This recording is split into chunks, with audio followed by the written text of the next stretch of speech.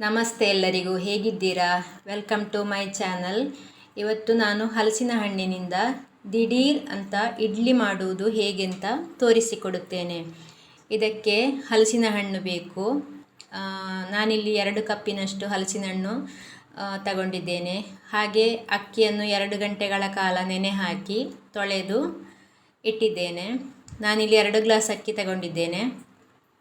ಹಾಗೆ ಸ್ವಲ್ಪ ಕಾಯಿ ತುರಿ, 1 ಮುಷ್ಟಿಯಷ್ಟು, ರುಚಿಗೆ ತಕ್ಕಷ್ಟು ಉಪ್ಪು, ಹಾಗೆ ಬೆಲ್ಲ. ನಾನಿಲ್ಲಿ ತುಂಬ ಸ್ವೀಟ್ ಅಂತ ಮಾಡೋದಿಲ್ಲ, ಹಾಗೆ ಬೆಲ್ಲ ಸ್ವಲ್ಪ ಕಡಿಮೆ ತಗೊಂಡಿದ್ದೇನೆ. ಸಿಹಿ ಬೇಕು, ಜಾಸ್ತಿ ಬೇಕು ಅಂತ ಹೇಳುವವರು ಜಾಸ್ತಿ ತಗೊಳ್ಬೋದು. ನಾನಿಲ್ಲಿ ಹಲಸಿನ ಹಣ್ಣು ಕೂಡ ತುಂಬ ಸಿಹಿಯಾಗಿ ಉಂಟು.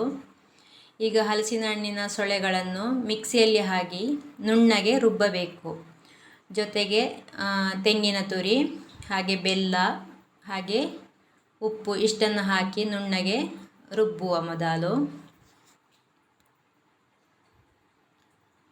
ತುಂಬ ಸುಲಭವಾಗಿ ಬೇಗನೆ ಮಾಡುವಂತಹ ಒಂದು ಇಡ್ಲಿ ಆಗಿದೆ. ಹಲಸಿನ ಹಣ್ಣು ಉಂಟು ಅಂತ ಹೇಳಿದರೆ ಖಂಡಿತವಾಗಿ ಒಮ್ಮೆ ಟ್ರೈ ಮಾಡಿ. ಹಲಸಿನ ಹಣ್ಣಿನ ಸೊಳ್ಳೆ ಜಾಸ್ತಿ ಬೇಕು ಅಂತ ಹೇಳಿದರೆ ಜಾಸ್ತಿ ಹಾಕ್ಬೋದು.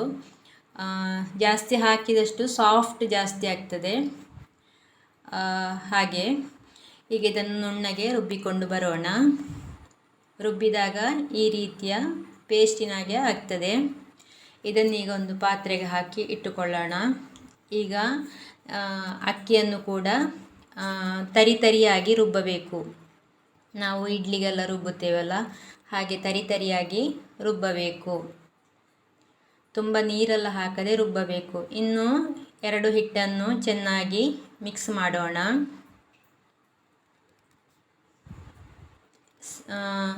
ಸಿಹಿ ಅಂಶ ಜಾಸ್ತಿ ಬೇಕು ಅಂತ ಹೇಳುವವರು ಜಾಸ್ತಿ ಬೆಲ್ಲ ಹಾಕ್ಬೋದು. ಇನ್ನೀಗ ಹಿಟ್ಟಿಗೆ ನಾನು 2 ಚಮಚ ತೆಂಗಿನ ಎಣ್ಣೆಯನ್ನು ಬಳಸುತ್ತೇನೆ. ಇದೊಂದು ಫ್ಲೇವರ್ ಕೂಡ ಕೊಡ್ತದೆ. ಆಮೇಲೆ ಇಡ್ಲಿ ತಟ್ಟೆಯಿಂದ ಚೆನ್ನಾಗಿ ಎದ್ದು ಕೂಡ ಬರ್ತದೆ. ಈಗ ಹಿಟ್ಟು ಈ ರೀತಿಯಾಗಿ ರೆಡಿ ಆಯಿತು. ಇನ್ನು ಇದನ್ನೀಗ ನಾವು ಇಡ್ಲಿ ಸ್ಟ್ಯಾಂಡಿನಲ್ಲಿ ಇಟ್ಟು ಬೇಯಿಸಿಕೊಳ್ಳೋಣ. ತುಂಬ ಸುಲಭವಾಗಿ ಮಾಡುವಂಥ ಇಡ್ಲಿ ಆಗಿದೆ. ಹುಳಿ ಬರಿಸಬೇಕು ಹಾಗೆಲ್ಲ ಯಾವುದೇ ಒಂದು ಇದಿಲ್ಲ. ಈಗ ಇದನ್ನು 20 ನಿಮಿಷಗಳ ಕಾಲ ಚೆನ್ನಾಗಿ ಬೇಯಿಸಿಕೊಳ್ಳೋಣ. ಬೆಂದಾಗ ಈ ರೀತಿಯ ಇಡ್ಲಿ ರೆಡಿ ಆಯಿತು. ನೀವು ಹಲಸಿನ ಹಣ್ಣಿನ ಸೊಳೆ ಜಾಸ್ತಿ ಹಾಕಿದರೆ ತುಂಬ ಸಾಫ್ಟ್ ಆಗ್ತದೆ. ನಾನಿಲ್ಲಿ ಮೀಡಿಯಮ್ ಸೊಳೆ ಹಾಕಿದ್ದೇನೆ.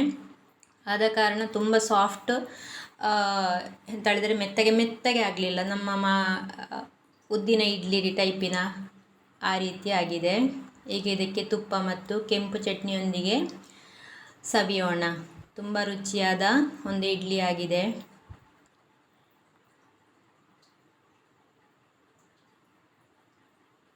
ಹೀಗೆ ಇಷ್ಟು ಸಾಫ್ಟಾಗಿ ಬಂದಿದೆ.